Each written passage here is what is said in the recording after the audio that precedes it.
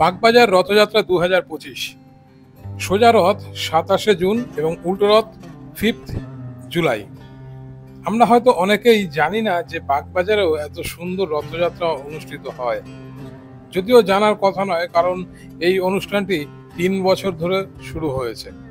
তো চলো আজকে দেখাবো ঠিক বাগবাজার স্টেশন সংলগ্ন, যেখানে বাগবাজার সর্বজনীন দুর্গাপুজোটা হয়, ঠিক সেই মাঠে আজকে তোমাদের সেই অনুষ্ঠানটি তুলে ধরবো।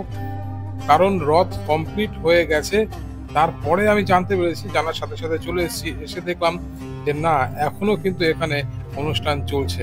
এটাই হলো মূল প্রবেশদ্বার। দুদিক থেকে তোমরা এখানে আসতে পারবে।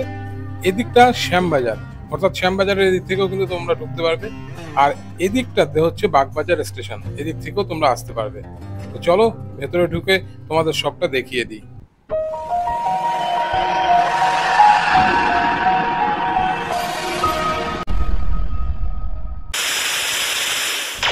বন্ধুরা, তোমাদেরকে তো নিয়ে আসলাম বাগবাজার, যেখানে কলকাতার মধ্যে বলা যায় সব থেকে বড় রথের অনুষ্ঠান হচ্ছে, যেটা অনেক মানুষেরই জানা নেই, যেহেতু এটা নতুন শুরু হয়েছে, 3 বছর হলো।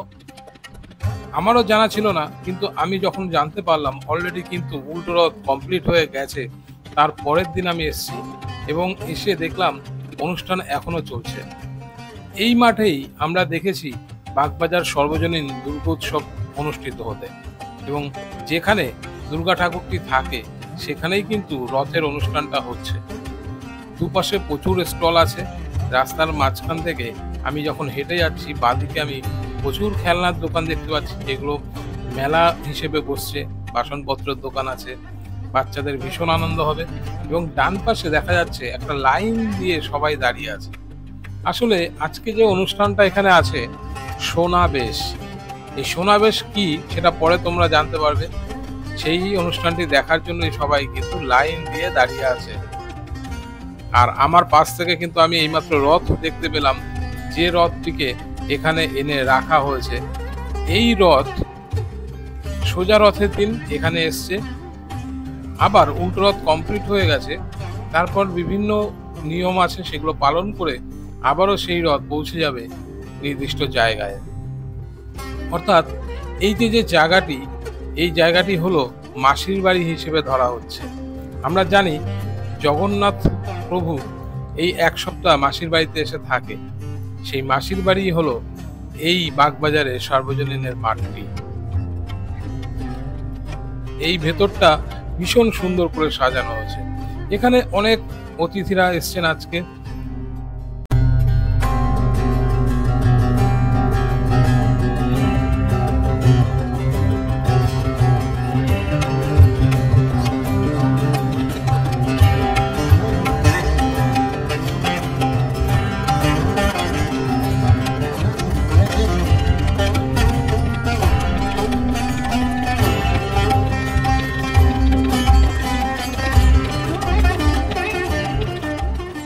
জয় জগন্নাথ, জয় জগন্নাথ, জয় জগন্নাথ। আর কয়েক মুহূর্তের পরেই আপনারা সুন্দর স্তম্ভের পরে দেখবেন একটি মূর্তি আছে, দশভুজার 10 অবতারের মূর্তি আছে। মনে রাখবেন, আমরা কিন্তু পুরী শ্রীরামের যে উৎকল নিয়ম, সেই উৎকল নিয়ম মেনে আমরা কিন্তু এই মন্দির প্রতিষ্ঠিত করেছি, এবং আগামী দিনে সেই পথেই আমরা চলবো। আর আমরা অনেক ভাগ্যবান, যিনি একদম মাথার উপর আছে।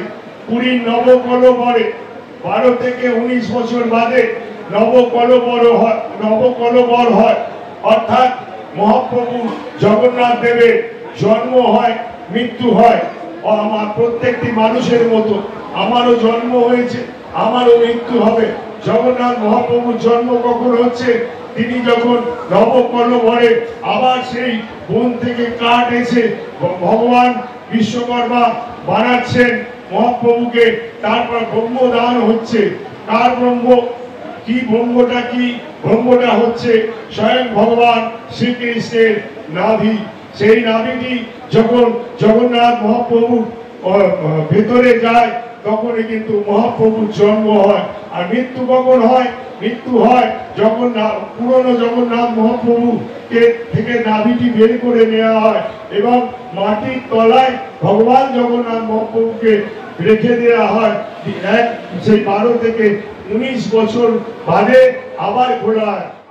ভগবান বলভদ্র দেব কি, সুভদ্রা মাই কি, সুদর্শন মহারাজ কি, জয় জগন্নাথ, জয় জগন্নাথ, জয় জগন্নাথ। মা লক্ষ্মী খুব রেগে আছেন।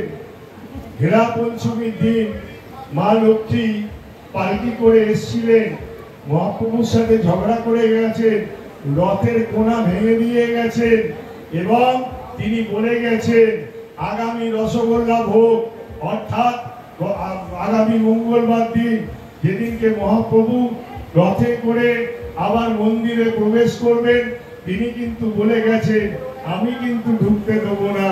তাই মহাপ্রভু মানভঙ্গের জন্য রসগোল্লা নিয়ে মায়ের মন্দিরে যাবেন এবং মায়ের মানভঙ্গ করবেন রসগোল্লা খাইয়ে। তারপর মহাপ্রভু মন্দিরে প্রবেশ করার পর আপনি, আমি, আপনার সন্তান, আপনারা সবাই, সব ভক্তবৃন্দ মিলে মহাপ্রভু মন্দিরে প্রবেশ করার পর আমরা কিন্তু আতশবাজিতে ভরিয়ে তুলবো, যেরকম পুরীর মন্দিরে হয়। আতশবাজি, একটিও আতশবাজি আপনাদের আনতে হবে না, আমরা আপনাদের দেবো। মহাপ্রভুর উদ্দেশ্যে আপনারা জ্বালাবেন। আমাদের শত্রু, আমাদের যত অশুভ শক্তি আছে সব বিনাশ করবার জন্য। জয় জগন্নাথ, জয় জগন্নাথ, জয় জগন্নাথ। জগন্নাথ স্বামী নয়ন পথগামী ভবতু মে। হে জগন্নাথ মহাপ্রভু, বহু ভক্তবৃন্দ তোমার কাছে দাঁড়িয়ে আছে, তুমি তবেই কিন্তু আজকে এই নাট মন্দির, না হলে হয়তো আমরা মাটির নিচে দাঁড়িয়ে থাকতাম।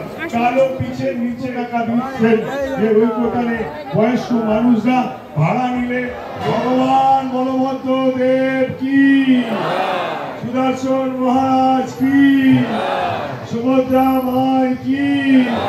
জয় জগন্নাথ, জয় জগন্নাথ, জয় জগন্নাথ, জয় জগন্নাথ, জয় জগন্নাথ। জগন্নাথ স্বামী